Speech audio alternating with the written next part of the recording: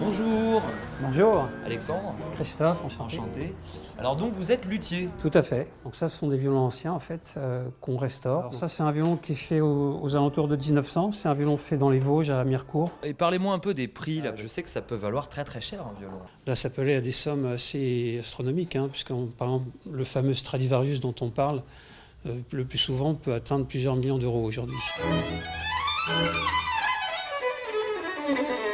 Je vois des archets de l'autre côté. C'est à base de quoi là?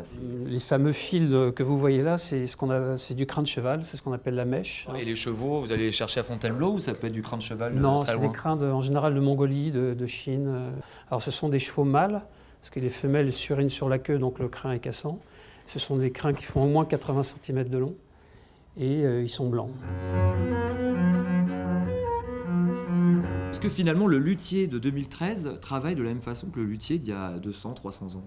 Tout à fait, on utilise les mêmes outils, les mêmes produits, les mêmes matériaux. Les outils qui ressemblent à des outils de menuisier ou d'ébéniste, c'est tout ce qui est les gouges. Et on a un instrument vraiment qui ne sert qu'au luthier, c'est ça s'appelle une pointe aux âmes. Il faut savoir que le violon a une âme, au sens propre comme au sens figuré. Alors l'âme, c'est une petite tige de bois, petite tige de sapin, c'est donc une petite tige comme ça, et qui se met en fait dans le violon.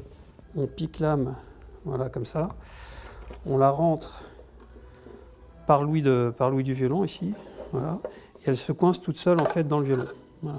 Et après en fait on la règle, on la déplace vers le chevalet ou de l'autre côté. On fait toute la balance du son en fait. Je vois quelqu'un qui travaille au fond là. Tout à fait. On peut aller le voir, non? Avec plaisir. Ça c'est ce qu'on appelle le cordier. D'accord. Jugé flic. Non, c'est nul.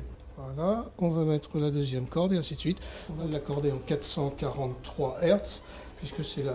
Comment vous arrivez à savoir que c'est 443? Alors là, j'ai une machine, j'ai un diapason. Voilà, un diapason, 443 Hz.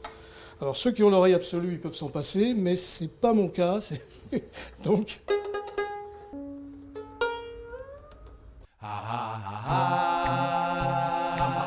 Je vois un violon derrière vous là qui me semble un peu mal en point. Le concept du violon permet justement de l'ouvrir, de le recoller. Donc on l'a collé avec de la colle chaude, on l'applique, on met des serre-joints et au bout de 3-4 heures, quand c'est bien sec, on enlève, on fait ça. Quand on entend ce son-là, c'est que c'est collé. Si on entend ce son-là, c'est que c'est décollé. Alors ça, le luthier, il y a 300 ans, il faisait pareil. À peu près les mêmes gestes, oui. Bon allez, on finit en musique avec François, parce que avant tout, le luthier est un musicien hors pair. Oui, tout à fait. Et puis bon, si jamais vous êtes intéressé par le métier de luthier, n'hésitez pas à rentrer directement dans les boutiques. En tout cas, François et Christophe seront ravis de vous accueillir. Vous n'êtes pas Avec fermés. grand plaisir.